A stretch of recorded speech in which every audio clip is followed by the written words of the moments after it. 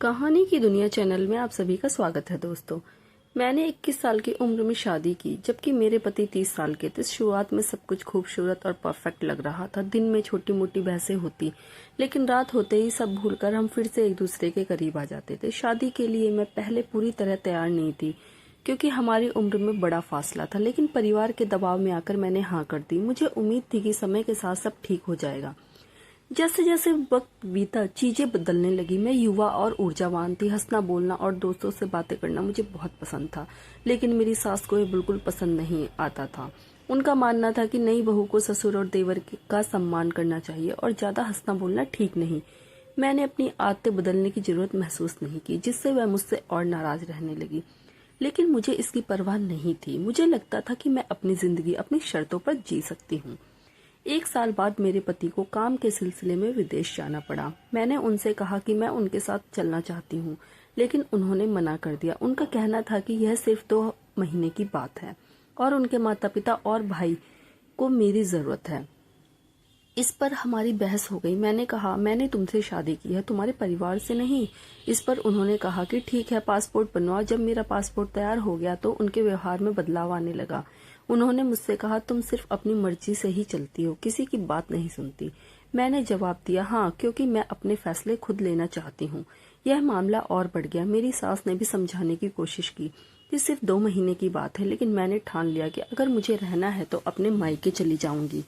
मेरे पति जब विदेश से लौटे तो मुझे लेने नहीं आए।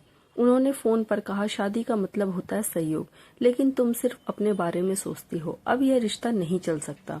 कुछ दिनों बाद तलाक के कागज आ गए। मेरा परिवार इसे बचाने की बहुत कोशिश करता रहा, लेकिन मैंने अपने आत्मसम्मान को प्राथमिकता दी और इस तरह 22 साल की उम्र में मैं तलाकशुदा हो गई। तलाक के बाद मेरी दुनिया एक पल के लिए थम सी गई। समाज का दबाव, रिश्तेदारों की बातें, लोगों की सहानुभूति, यह सब झेलना आसान नहीं था, लेकिन मैंने हार नहीं मानी। मैंने खुद को समझाने का समय लिया और अपने आत्मसम्मान को बनाए रखा। कुछ महीनों बाद मेरे माता पिता ने दोबारा शादी की बात छेड़ी। उन्हें लगता था कि मुझे एक और मौका मिलना चाहिए, लेकिन अब मैं पहले से कहीं ज्यादा स्पष्ट थी। मैंने तय किया कि अगर दोबारा शादी करूंगी तो किसी ऐसे इंसान से जो मुझे समझे, मेरे विचारों का सम्मान करे और मेरे आत्मसम्मान को ठेस ना पहुंचाए। मैंने जल्दबाजी में कोई फैसला नहीं लिया और खुद को पहले अच्छे से समझने का समय दिया। फिर मेरी जिंदगी में एक नया मोड़ आया। मैंने एक नए व्यक्ति से मुलाकात की जो मेरे विचारों से मेल खाता था। हम दोनों ने धीरे धीरे एक दूसरे को समझा और मुझे महसूस हुआ कि अब मैं एक नए रिश्ते के लिए तैयार हूँ। इस बार शादी एक साझेदारी की तरह थी, जिसमें ना तो कोई दबाव था, ना ही कोई बलिदान की मजबूरी। यह शादी प्यार और आपसी समझ पर टिकी थी। जब हमारी शादी हुई तो मुझे एहसास हुआ कि यह मेरी जिंदगी का सबसे अच्छा फैसला था।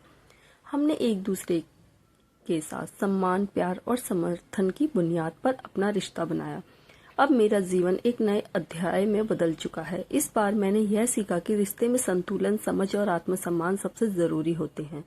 इस पूरे सफर ने मुझे सिखाया कि खुद से प्यार करना और अपने आत्मसम्मान को बनाए रखना सबसे महत्वपूर्ण है।